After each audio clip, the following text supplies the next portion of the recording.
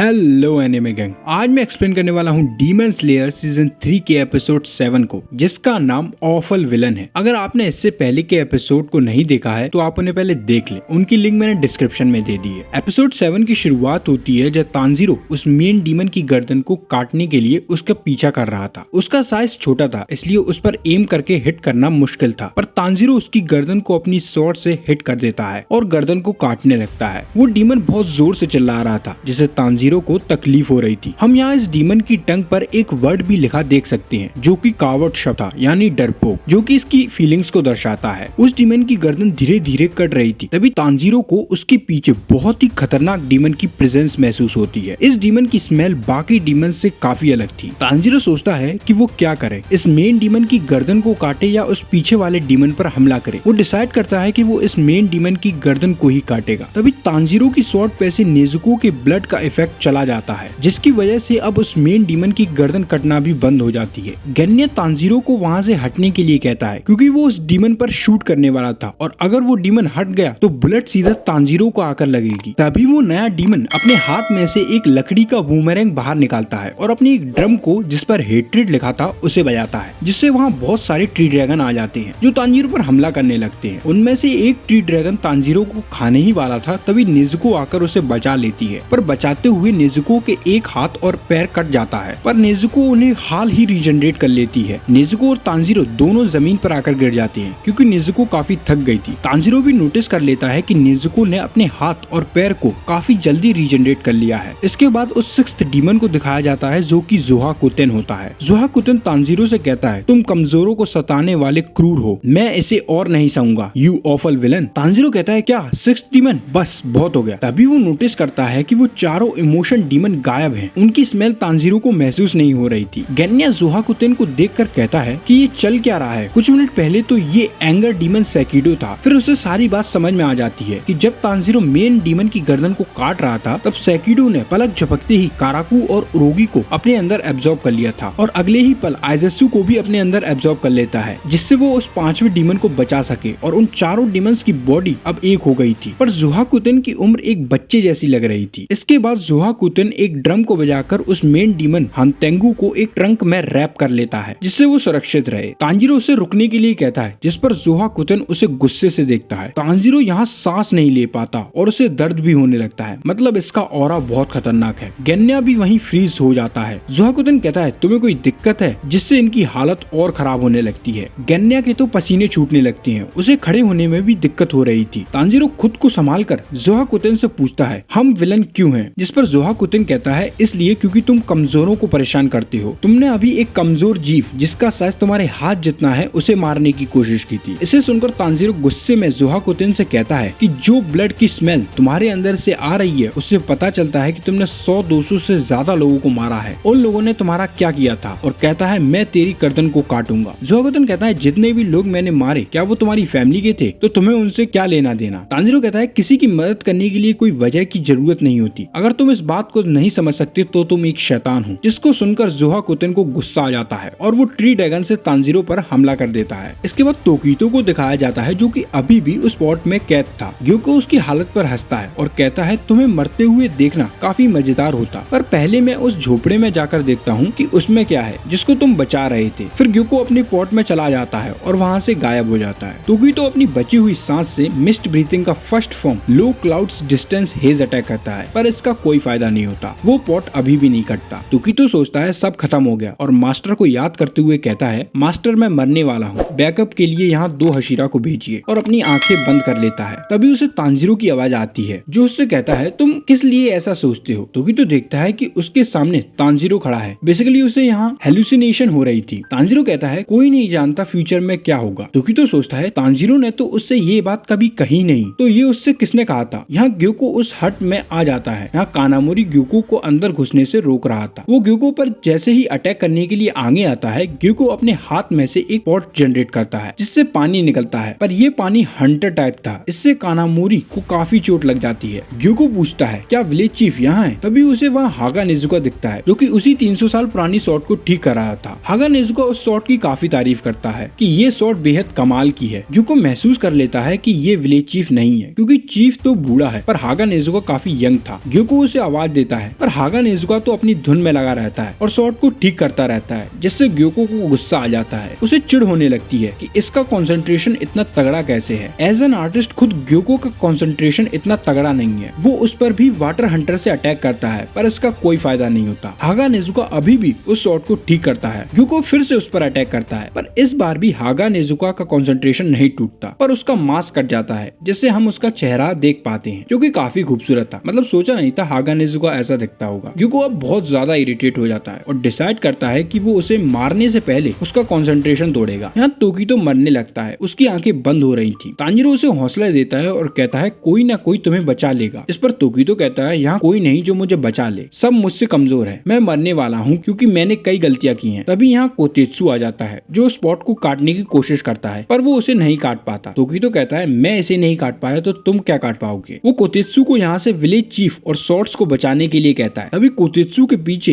एक छोटा डीमन आ जाता है। तोकितो कोतेत्सु को हटने के लिए कहता है। कोतेत्सु कुछ समझ पाता उससे पहले ही वो फिश डीमन उस पर अटैक कर देता है, जिससे उसे काफी चोट लग जाती है। फिर वो डीमन उसके पेट में अपना क्लॉ मार देता है, जिससे उसकी हालत बहुत खराब हो जाती है। फिर भी वो वहाँ से नहीं भागता और पॉट के पास जाकर उसके अंदर अपने मुंह से हवा ट्रांसफर कर देता है, जिससे तोकितो के अंदर कुछ सांस आ जाती है। जिसके बाद उसे तांजीरो दिखता है, जो उससे वही बात कहता है कि दूसरों की मदद करना आखिर में तुम्हारे ही काम आता है। फिर तोकितो मिस्ट ब्रीथिंग की second form 8 layered mist attack करता है, जिससे वो फाइनली उस पॉट को काट देता है और बाहर आ जाता है। उसे ध्यान आ जाता है कि बार बार उसे तांजीरो क्यों दिखाई दे रहा था, क्योंकि तोकितो के पिता की आंख तांजीरो जैसी लाल थी, या फिर ये कहें कि तांजीरो की आंख उनकी जैसी थी। और इसी के साथ ये एपिसोड एंड हो जाता है। कमेंट में बताना आपको ये एपिसोड कैसा लगा। और हाँ, अगर आपको पूरा डीमन स्लेयर सीजन 3 देखना है तो आप ये वाली प्लेलिस्ट चेक कर सकते हो। एक्सप्लेनेशन अच्छी लगी हो तो चैनल को सब्सक्राइब करना मत भूलना। मैं मिलता हूँ आपसे नेक्स्ट वीडियो में।